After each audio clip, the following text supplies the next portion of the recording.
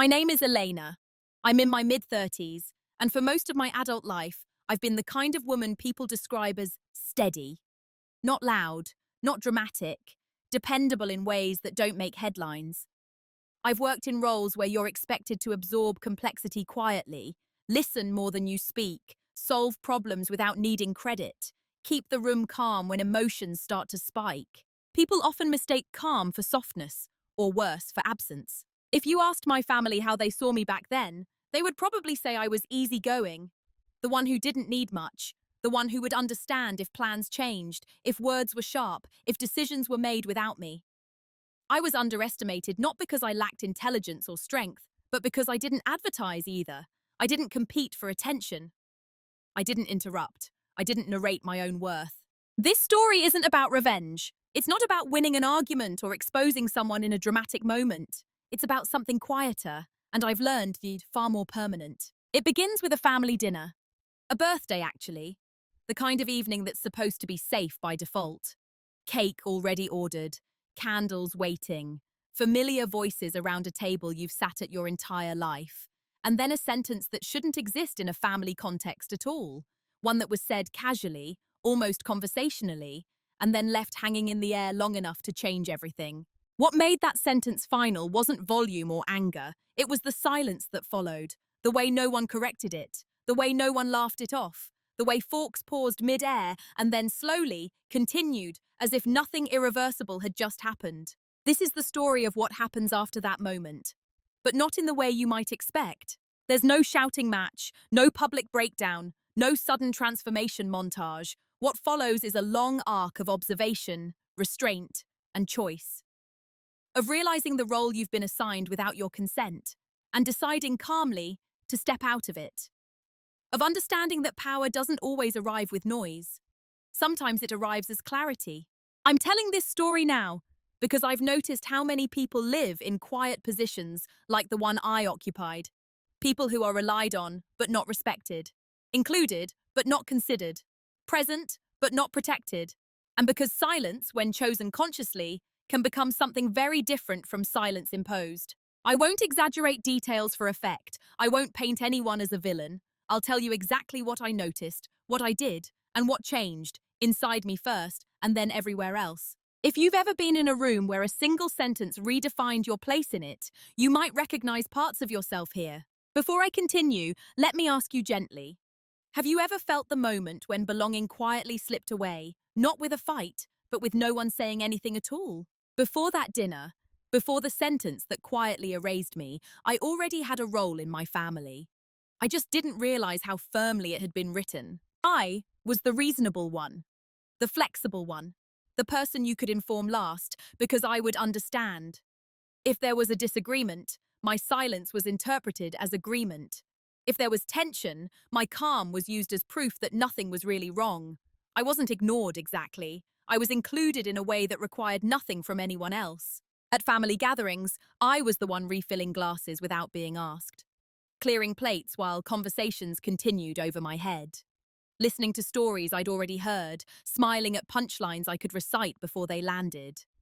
When decisions were made, holiday plans, shared expenses, favors, I often found out after the fact.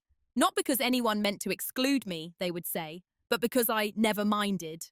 And for a long time, I believed that about myself. My sister, on the other hand, had always occupied the center effortlessly. She was decisive, expressive, quick to name what she wanted and what she didn't tolerate. Where I softened rooms, she defined them. Family narratives tend to crystallize early, and ours had. She was seen as strong, I was seen as stable. Those words sound similar until you live inside them.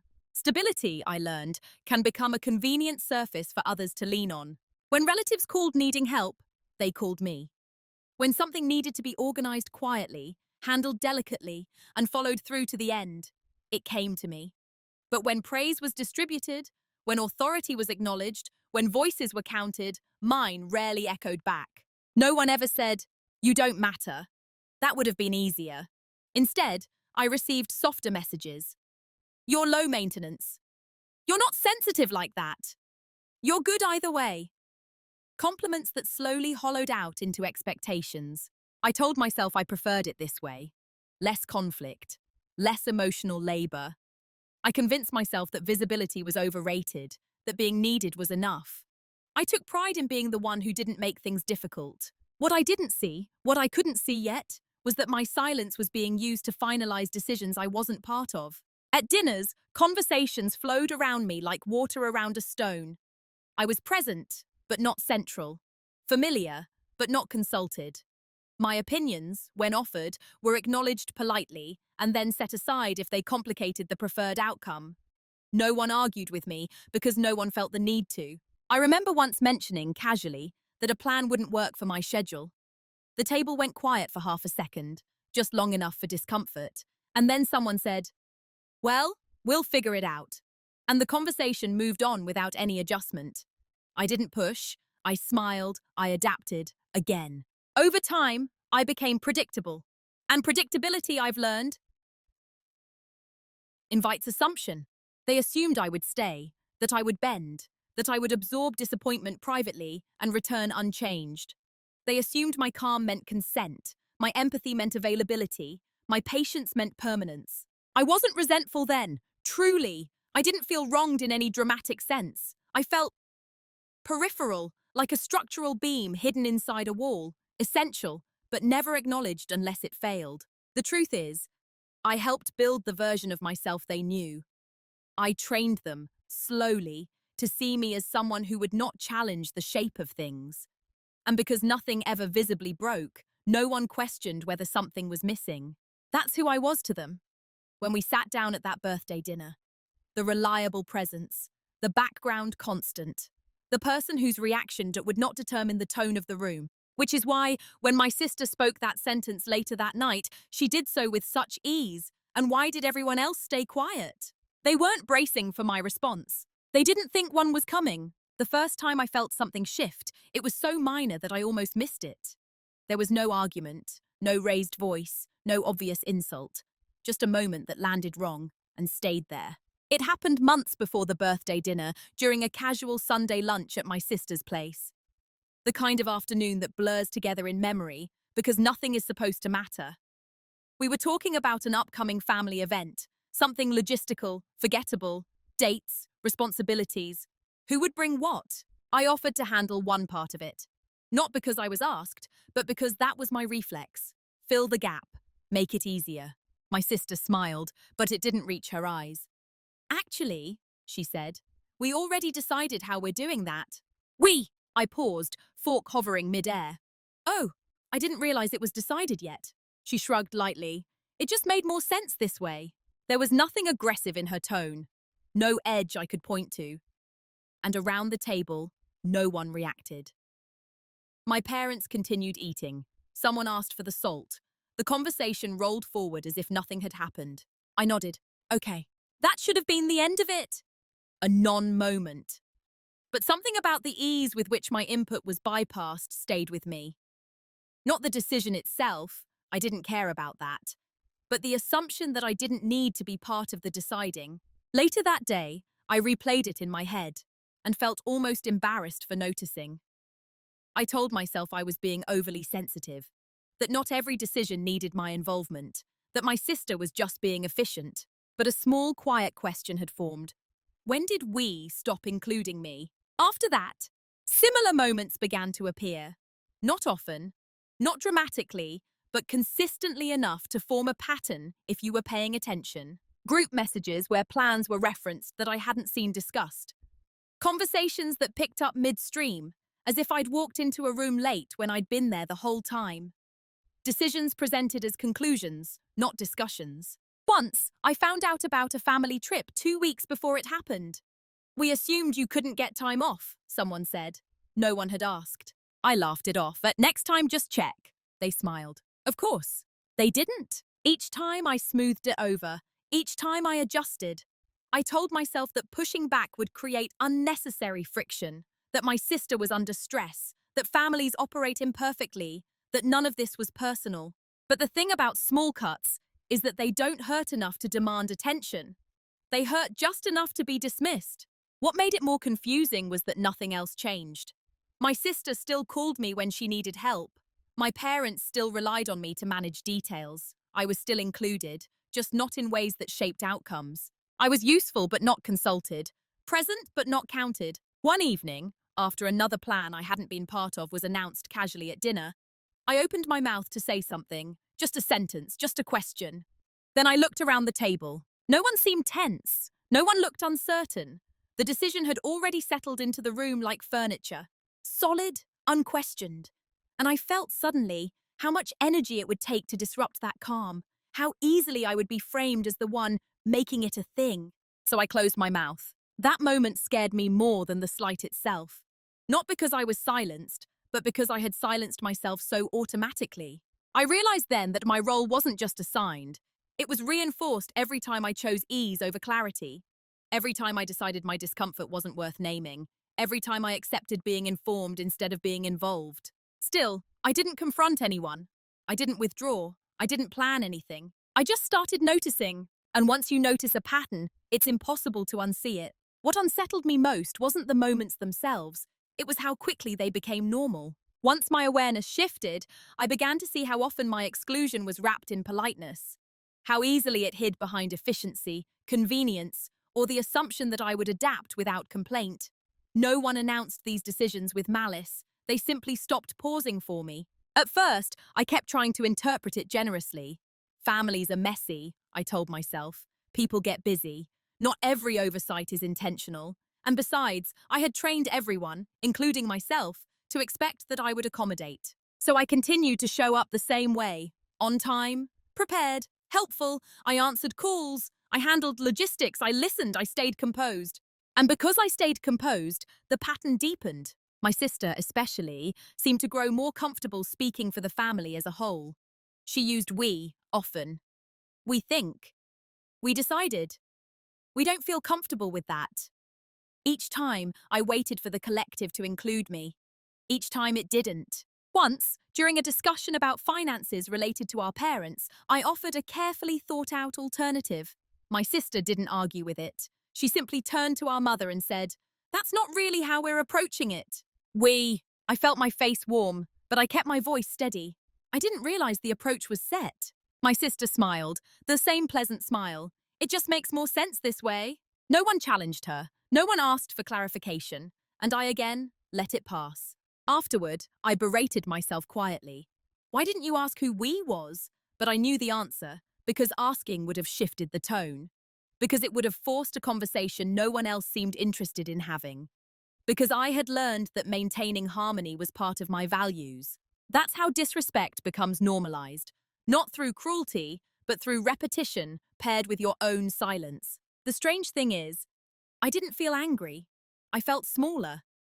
As if the space I was allowed to occupy was shrinking incrementally, without any formal announcement. Like a room where the walls move inward so slowly you don't notice until you can't stretch your arms anymore. Friends outside my family sometimes noticed things I brushed off. "Why do they always decide without you?" one asked casually, after I explained a last-minute change in plans. "It's just how they are," I said.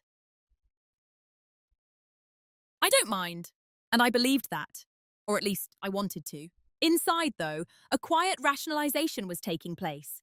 I told myself that my sister needed control because she was overwhelmed. That my parents deferred to her because she was louder, not because she was more right. That my role was different, but still valuable. I reminded myself of all the ways I was needed. All the calls I received when something went wrong. All the unspoken reliance that had to count for something. But need is not the same as regard. And slowly, I was being conditioned to accept one in place of the other.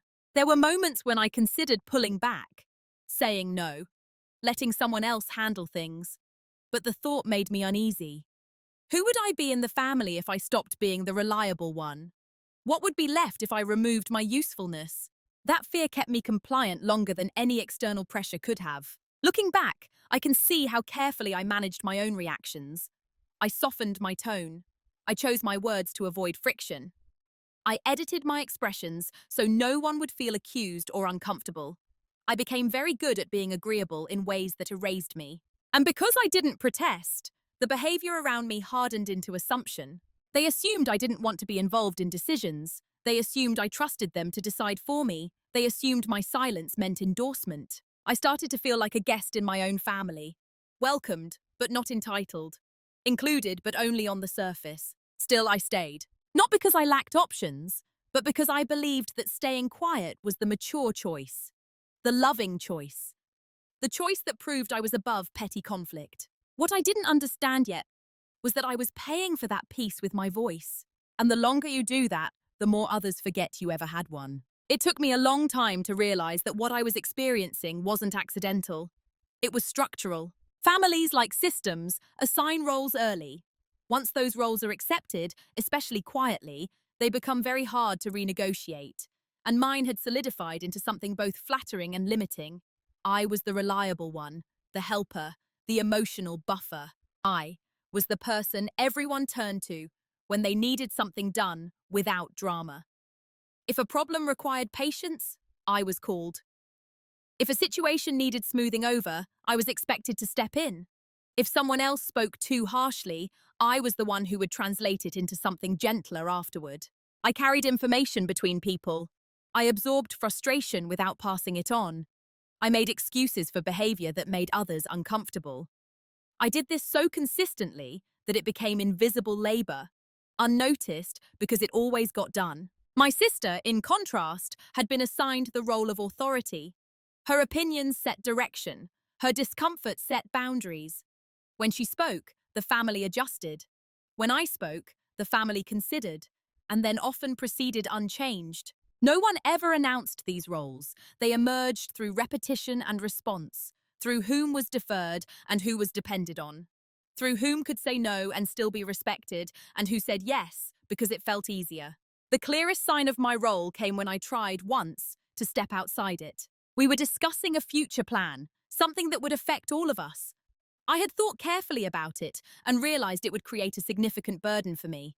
So I said calmly, I don't think I can commit to that. The room shifted. Not dramatically, no raised voices, just a subtle pause, like a system encountering unexpected input. My sister frowned slightly. Why not? I explained, briefly, logically, without accusation. She exhaled, clearly irritated. Well, that puts us in a difficult position. Us again. My parents looked at me, not with anger, but with something closer to disappointment. As if I had failed a test I didn't know I was taking. I'm just being honest, honest about my capacity, I said. Well, my sister replied, we were counting on you. That sentence landed heavily. Not because of what it asked, but because of what it assumed, that my role was to be counted on, not to choose. I ended up agreeing to a modified version of the plan. Not because my reasons had changed, but because the discomfort in the room was unbearable. Because I could feel the unspoken narrative forming. Eleanor is being difficult. Eleanor is disrupting harmony. Afterward, I sat alone in my car and felt something close to grief. Not for the commitment I'd made, but for the clarity I couldn't ignore anymore. I wasn't allowed to have limits without consequences. My usefulness was conditional on my compliance. Once I saw that, everything clicked. Why did my sister feel comfortable speaking for me? Why were decisions made without my input? Why were my objections, when voiced, treated as inconveniences rather than information? My role wasn't to participate, it was to support. And as long as I fulfilled that role quietly, I was appreciated. The moment I stepped out of it, the system pushed back. I didn't confront anyone about this realization. I didn't accuse or demand change. I knew, instinctively, that doing so would only reinforce the narrative of me being the problem. Instead, I observed. I listened differently. I noted who was allowed to express discomfort without penalty and who wasn't. Who could opt out and remain respected and who couldn't. I began to understand that my family didn't see me as someone who needed consideration. They saw me as someone who provided it. That understanding didn't make me angry. It made me still. Because once you understand the role you've been assigned, you can decide whether to keep playing it. And for the first time, I began to question whether I wanted to. The shift didn't happen during an argument. There was no confrontation, no decisive moment where I stood up and declared anything. It happened quietly, on an ordinary afternoon, in a way that only made sense afterward. I was alone, folding laundry. That detail matters, because nothing about the setting was dramatic.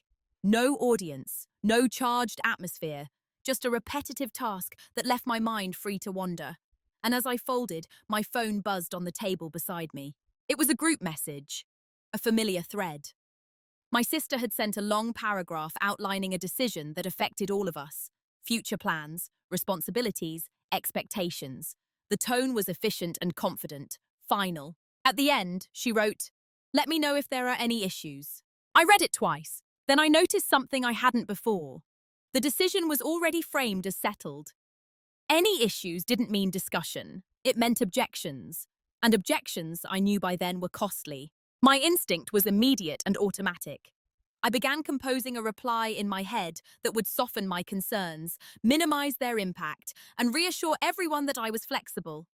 I could already feel myself preparing to compromise before I had even named what I wanted. And then for the first time, I stopped. Not because I was angry, but because I was tired in a very specific way, the kind of tired that comes from constantly translating yourself into something more acceptable for others. I set the phone down without responding and went back to folding. Shirt, towel, sock. My hands moved while my thoughts slowed. I asked myself a question I had never allowed myself before. What would happen if I didn't manage this? Not if I said no, not if I pushed back, just if I didn't rush to respond, if I let the silence exist. That felt radical. A few minutes passed, then 10, then 30. Nothing exploded. No follow-up messages arrived demanding my input. The world didn't tilt. Something loosened inside me. I realized that my constant availability had trained everyone to expect immediate accommodation. And that expectation lived not just with them, but inside me. I had been enforcing the role as much as they had. That afternoon, I didn't send a message. I didn't explain myself. I didn't apologize for needing time. When I finally did respond, hours later, it was short, neutral, non-committal. I need to think about this. I'll get back to you. My heart raced when I hit send. Not because the message was confrontational, but because it wasn't. The response came quickly. "Oh, okay. Just that." No reassurance, no follow-up question, no curiosity about what I might need. And in that brevity, I felt something click fully into place. My value in that system was tied to immediacy and compliance. The moment I paused, interest evaporated. That should have hurt, but instead it clarified. Over the next few days, I paid close attention to my internal reactions. The guilt I felt for not smoothing things over, the anxiety that rose when I imagined being perceived as difficult, the reflexive urge to fix discomfort that wasn't mine. I didn't act on any of it. I just watched. And in watching, I realized something important. Silence didn't always mean weakness. Sometimes it was simply space I had never allowed myself to take. I wasn't withdrawing. I wasn't punishing anyone. I was recalibrating my presence. The shift was internal, but it changed how I moved through everything. I spoke less, but with more intention. I agreed to fewer things automatically. I stopped preemptively solving problems that hadn't been placed in my hands. No one commented on it, not yet, but I could feel the system adjusting subtly, the way a structure creaks when one support beam stops absorbing all the weight. That was the day something shifted, not outwardly, but permanently. I hadn't decided what I would do next. I hadn't planned an outcome. I had only done one thing differently. I chose not to rush back into the role I'd always played. And once you do that, even quietly, there's no going back to not knowing. After that afternoon, my silence changed texture. Before, it had been automatic, an instinctive smoothing over, a way to keep things moving without friction. Now, it has become deliberate. Not strategic in a manipulative sense, but intentional. I was no longer quiet because I felt small. I was quiet because I was listening. And that difference mattered. I began to notice how often my family filled the silence with assumptions. If I didn't respond immediately, conclusions were drawn quickly. She's probably fine with it. She'll make it work. She hasn't said anything, so it must be okay. I let those assumptions sit. At first, this made people uneasy. My sister followed up more than once with short messages. "Just checking in. Any thoughts yet?" The tone was polite, but I could sense the discomfort beneath it. My unpredictability had disrupted a familiar rhythm. When I did respond, I kept my words sparse, clear, but not explanatory. I stopped offering context that could be used to negotiate me back into compliance. "I can't commit to that timeline. That doesn't work for me. I'm not available for that." Each sentence felt heavier than it was, simply because I wasn't cushioning it. No one yelled. No one accused me outright. But I could feel the recalibration happening. The system was testing how much pressure it needed to apply to restore the old balance. Subtle comments appeared. You seem distant lately. Is everything okay? You're usually so easygoing. Easygoing, that word again. I answered honestly, but briefly. I'm fine, just being more intentional about my time. The truth was, my silence wasn't empty. It was full of observation. I noticed how quickly my sister became frustrated when she couldn't move things forward unilaterally. How often she framed her preferences as inevitabilities. How rarely she asked what I wanted, as opposed to informing me of what had been decided. I noticed my parents' discomfort when I didn't step in to mediate. The awkward pauses that used to be filled by my explanations now lingered longer. Without my translation, the sharp edges were more visible. And still I said nothing. This wasn't about punishing anyone. It was about allowing dynamics to reveal themselves without my interference. The most surprising part was how my silence was interpreted. Not as thoughtfulness, but as weakness, as confusion, as passivity. You don't have to be shy about saying what you think, my sister said once, half smiling. I met her eyes. I know.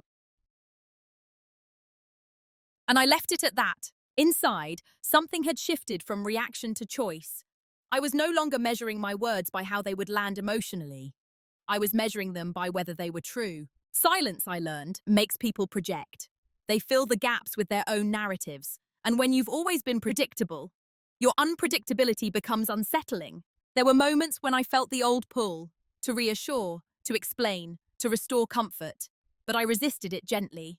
Not out of spite, but out of self-respect. I began to understand that my constant presence had been doing emotional labor that no one acknowledged.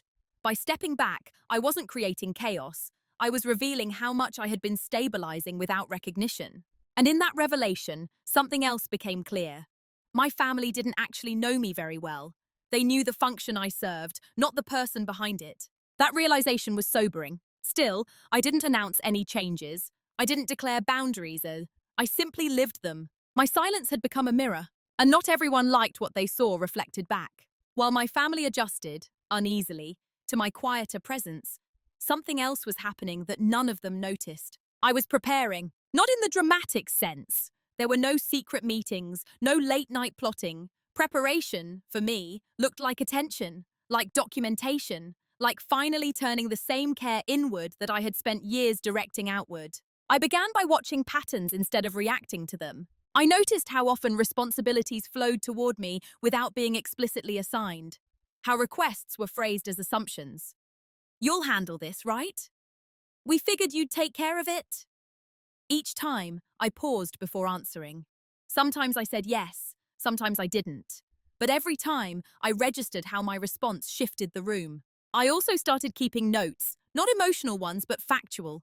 Dates, conversations, decisions made without me, responsibilities I had absorbed quietly over the years. I wasn't collecting grievances, I was collecting clarity. That leather-bound notebook I always carried stopped being just a habit. It became a record. At work, I was used to this kind of discipline. Documenting processes, tracking dependencies, understanding leverage points in systems. I realized, almost with surprise, that I had never applied those skills to my own life. So I did. I reviewed my finances. Not because anything was wrong, but because I wanted certainty. I listed what I contributed to shared family expenses, both formally and informally. Time, money, emotional labor, favors that had never been reciprocated, but always expected. The numbers were sobering. I also paid attention to language. Who used we and when? Who framed decisions as collective only after they were made? Who asked questions and who delivered conclusions? What became clear was that my invisibility wasn't accidental, it was convenient. Because I didn't demand acknowledgement, my contributions were treated as ambient, like lighting, like background noise, essential but not credited. And because I didn't object loudly, my exclusion didn't register as exclusion at all. During this time, my sister grew bolder. Not cruel, just more certain. She spoke with increased authority, perhaps mistaking my silence for retreat. She interrupted me more often. She summarized my thoughts for me before I finished speaking. I let her. Because I was learning something valuable. People reveal their truest assumptions when they think they are unchallenged. What they never noticed was how much I was stepping back, not out of disengagement, but out of recalibration. I stopped volunteering information, stopped anticipating needs, stopped cushioning outcomes. And in that space, I could see clearly who reached for power and who relied on my compliance to maintain theirs. I also began strengthening areas of my life that had nothing to do with my family. I invested more time in my work, not to escape, but to reinforce my independence.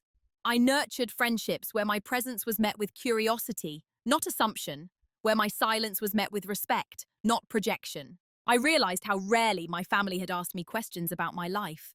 Not logistics, those they knew, but motivations, desires, limits. That absence spoke volumes. There was a quiet confidence that grew during this period. Not arrogance, not defiance, just a steady knowing. I no longer needed my family to see me differently in order to change how I saw myself.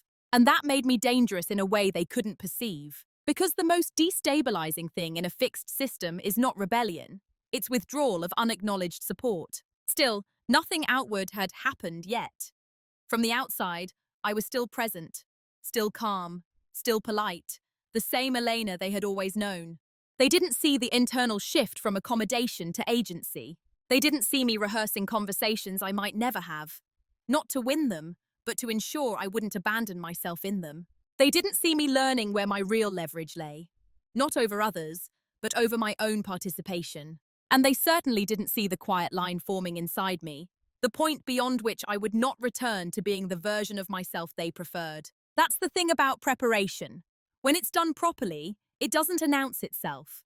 It just waits. The reveal didn't come from something someone said. It came from something I realized. I was reviewing my notes one evening, sitting at my kitchen table with a cup of tea that had long gone cold.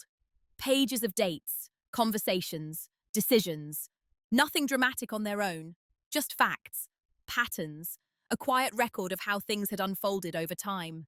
And then it landed. I wasn't dependent. Not financially, not emotionally, not logistically. Somehow, without ever naming it, my family had come to treat me as the stabilizing constant, while assuming I relied on them for belonging. The truth was the opposite. I paid my own way. Always had. I carried no shared debts. I had no legal or financial entanglements that required my compliance. The help I provided, organizing, mediating, contributing, was voluntary, entirely. I had been acting as if my place in the family was something that could be revoked.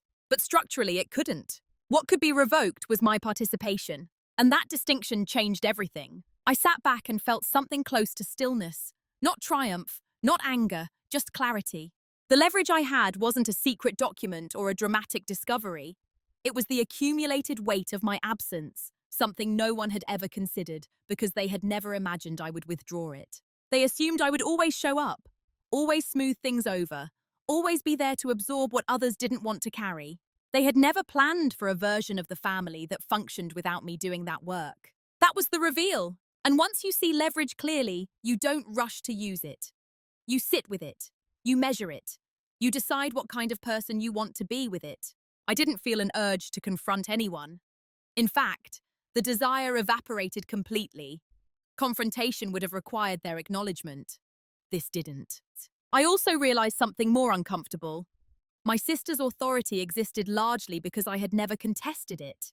Not because she was stronger, but because I was quieter. And quiet, when it's assumed to be compliance, becomes permission.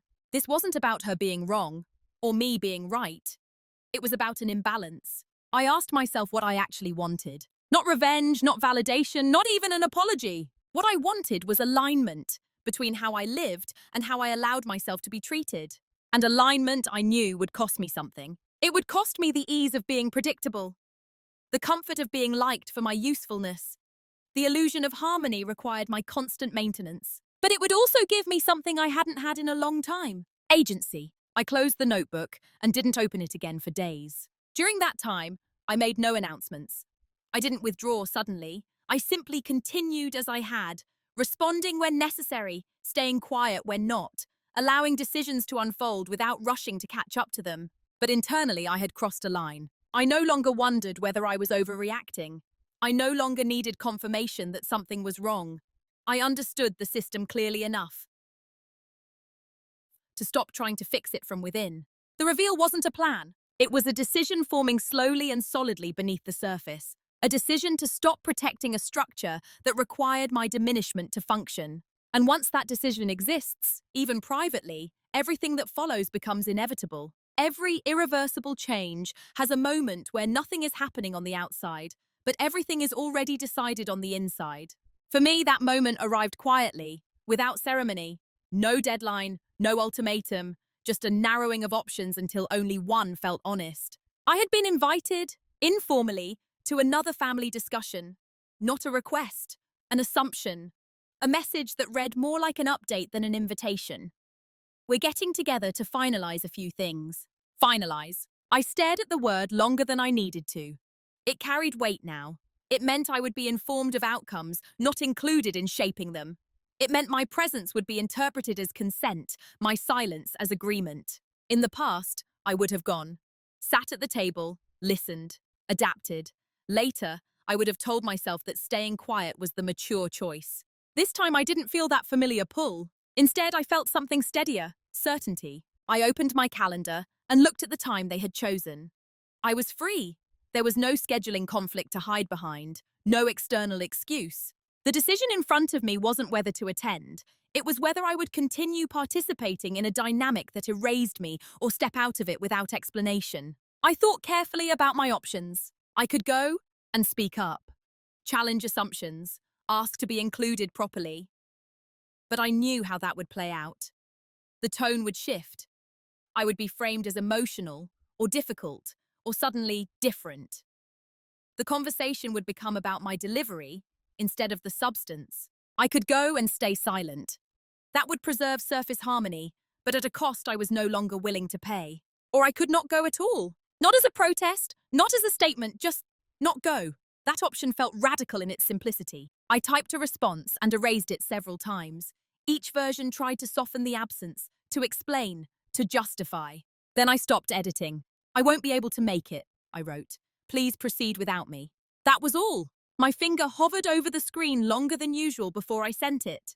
Not because I was afraid of their reaction, but because I knew this choice changed how they would perceive my reliability.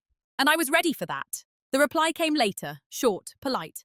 Okay, no follow-up, no curiosity, no question about why. That silence confirmed everything. In that moment, I understood that my presence had never been about connection. It had been about the function. I didn't feel relieved immediately. I felt exposed, like someone who had stepped out of a role and was waiting to see what would happen next. Nothing dramatic did. The meeting happened without me. Decisions were made. Messages were sent summarizing outcomes I had not influenced. And for the first time, I didn't rush to adapt. I read the summary once. I didn't respond. That was the point of no return. Because by choosing not to engage, not to argue, not to explain, not to fix, I had accepted the consequences of being misunderstood. And I realized something important. Being misunderstood was no longer more frightening than being erased. That decision closed a door quietly. No slamming, no announcement, just a soft, final click. From there, everything else would follow. Not as retaliation, but as alignment. I hadn't chosen conflict. I had chosen withdrawal. And that choice, once made, cannot be undone. After that decision, my life didn't look different from the outside. That was the point. There was no dramatic withdrawal, no announcement that I was stepping back. I didn't change my tone. I didn't confront anyone. I didn't explain myself into a corner. I simply stopped moving in ways that required my quiet consent to be mistaken for participation. I moved in silence. At first, that meant very practical things. I stopped being the default organizer. If plans were mentioned vaguely, I didn't clarify them. If logistics were implied, I didn't confirm them. If someone said, "We'll figure it out," I let them figure it out. I stopped fronting costs that were always settled later. I stopped advancing time, money, or emotional labor on the assumption that it would balance out eventually. Not as punishment, just as accuracy. At work, I was precise. At home, I became the same. When messages came that were informational rather than invitational, I treated them exactly as such. I acknowledged receipt when necessary. I didn't offer opinions that hadn't been requested. I didn't anticipate needs that hadn't been named. The shift was subtle enough that no one could point to it and say, This is when she changed, but they felt it. My sister began to sound more irritated in her messages, not angry, confused. Things weren't moving as smoothly. Timelines slipped. Decisions required more effort. Once, she called and launched straight into a plan without asking if I was available. I listened quietly, then said, "I'm not involved in that." There was a pause. "What do you mean?" "I mean, I'm not participating." She was participating. No explanation followed. I didn't fill the silence. Eventually, she said, "Okay," and ended the call. I could almost hear her recalculating. Legally and financially, I made sure there were no loose ends. Anything that could be interpreted as shared responsibility was clarified or closed. Anything informal that relied on trust rather than agreement was redefined or quietly ended. This wasn't dramatic, it was careful. The kind of care you take when you know you won't be explaining yourself later. Emotionally, I did something that felt even more significant.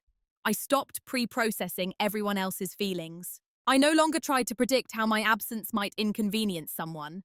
I didn't soften my choices to make them easier to swallow. I trusted adults to manage their own reactions.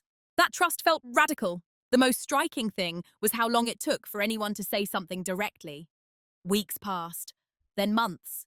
Small signs of strain appeared, missed details, awkward pauses, plans that didn't quite land. But no one addressed the core shift, because to do that, they would have had to acknowledge what I had been carrying before. And that was uncomfortable. From my side, there was no satisfaction in watching things fray, only confirmation. The system had relied on my invisible labor far more than anyone realized. Still, I didn't step back in. Silence, when sustained, becomes its own statement. The birthday dinner, the one that would eventually crystallize everything, was still ahead. I didn't know that yet. I only knew that something final was approaching. You can feel it when alignment has begun and can't be reversed. I wasn't waiting for a confrontation. I was waiting for the truth to surface on its own. And when it did, it would do so without my prompting. That's the power of moving in silence. You don't need to force outcomes. You simply stop preventing them. The consequences didn't arrive as an explosion. They arrived in confusion. It started with small things going wrong, things that used to go right without anyone knowing why. Plans overlapped, details were missed, messages crossed without resolution. Someone forgot to follow up. Someone else assumed another person had handled it. And slowly the atmosphere shifted. I could hear it in my sister's voice when she called. Sharper, more hurried. I could see it in my parents' faces during dinners.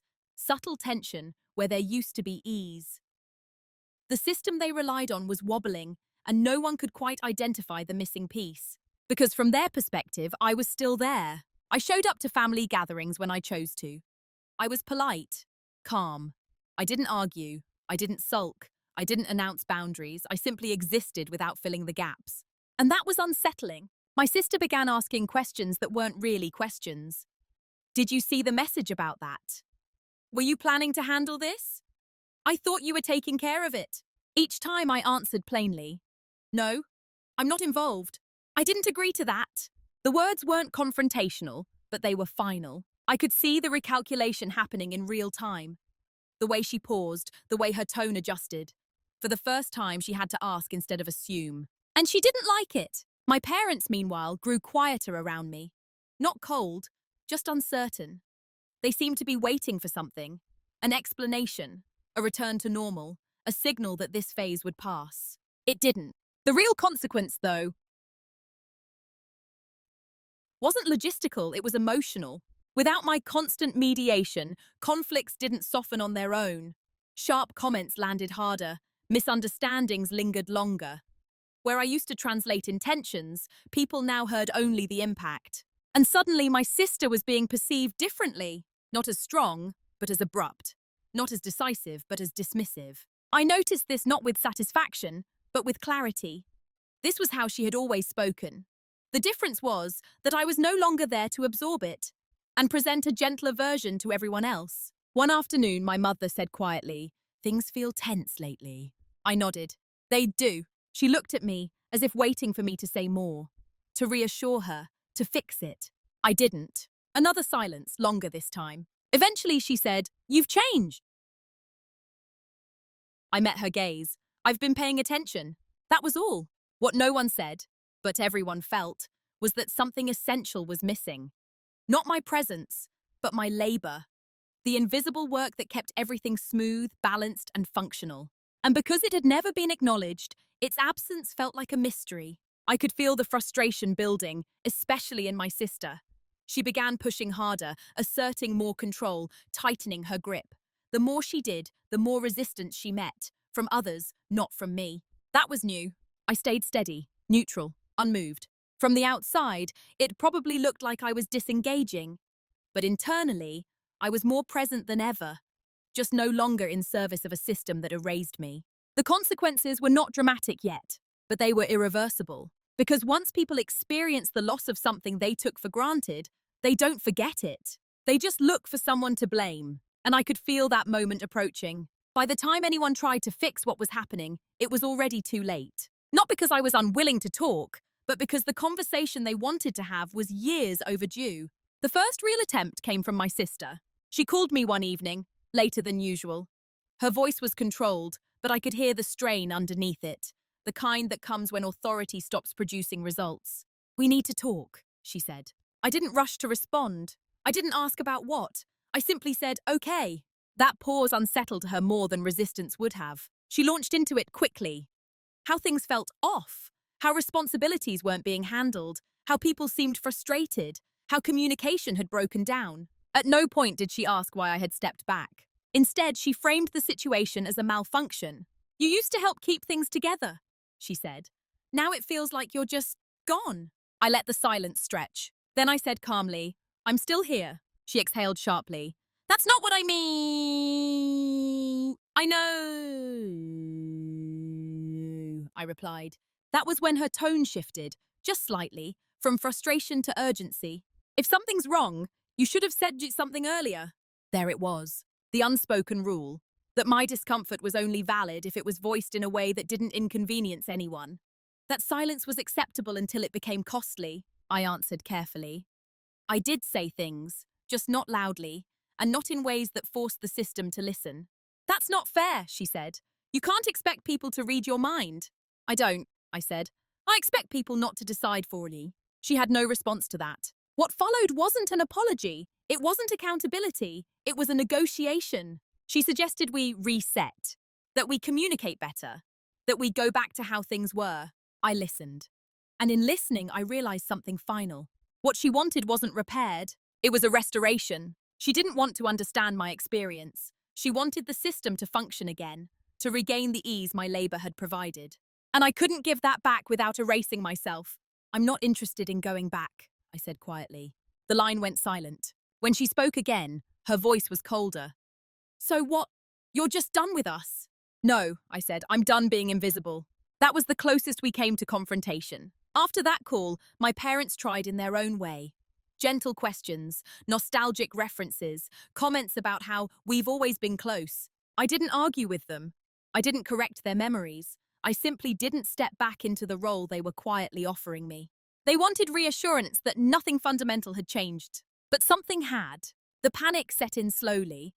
I could feel it in the increased messaging, the attempts to include me suddenly, the retroactive invitations to decisions already made. It wasn't inclusion. It was damage control. And because it came after the shift, after the sentence at that birthday dinner that would soon make everything explicit, it rang hollow.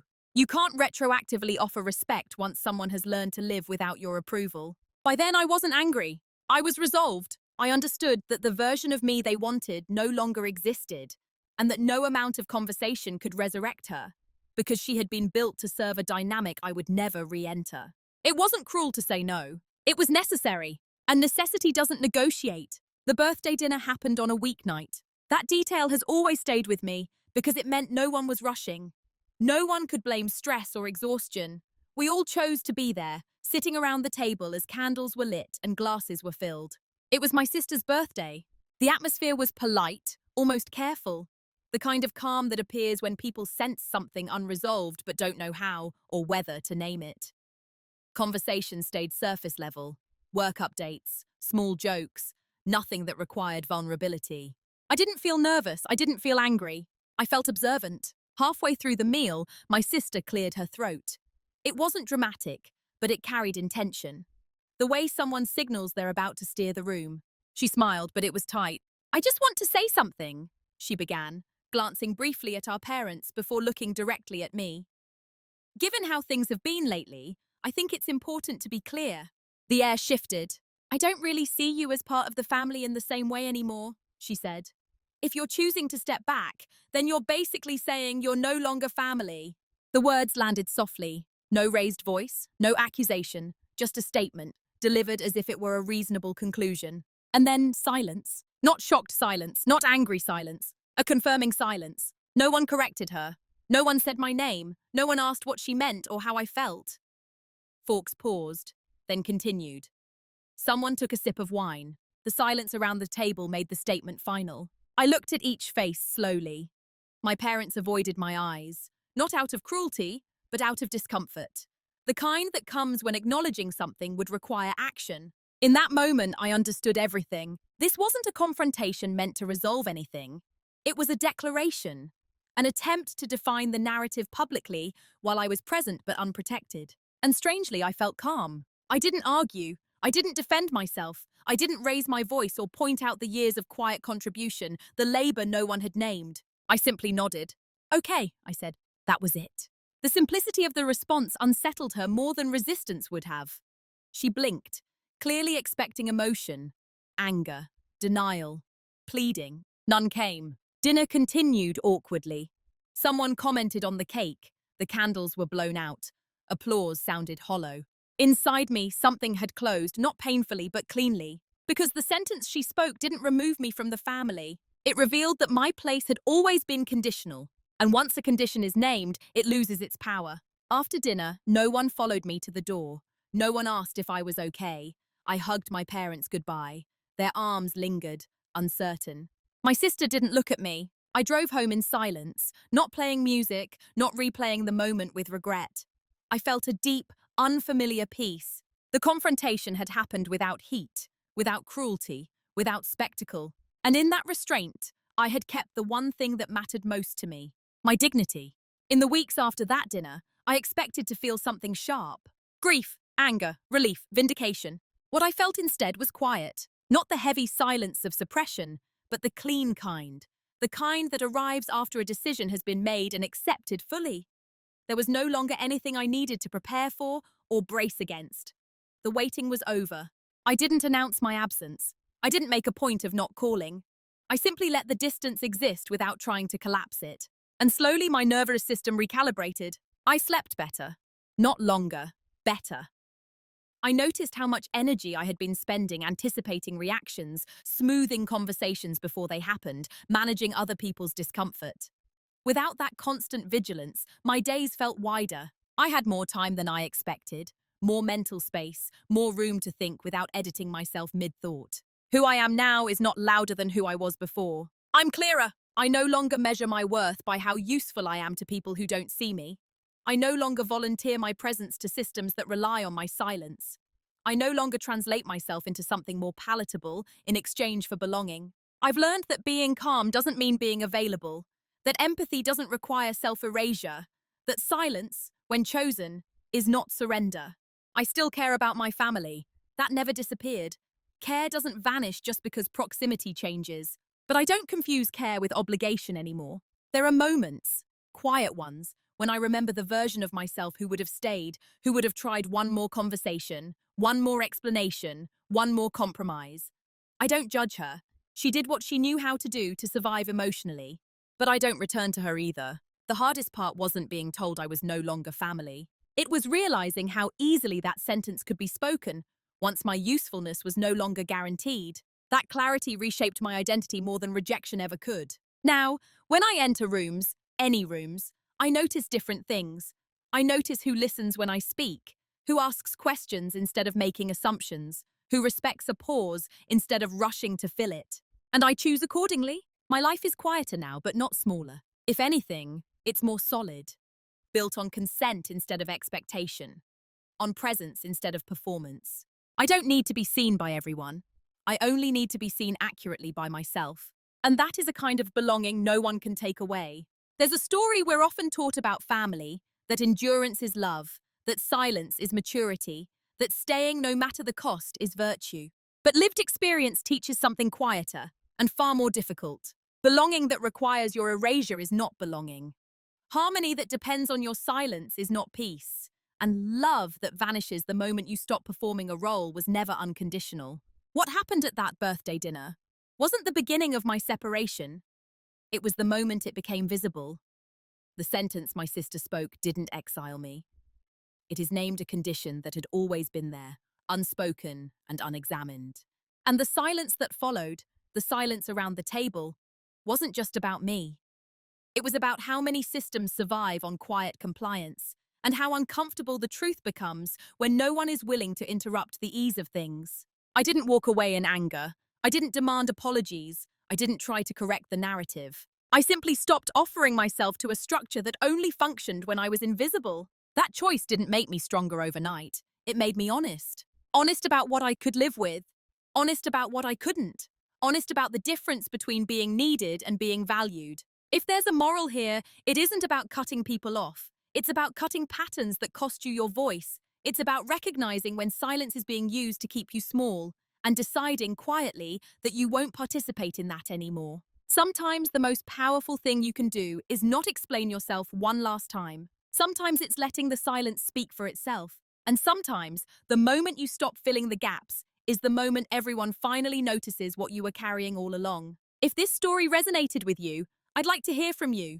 Have you ever been placed in a role where your calm was mistaken for consent?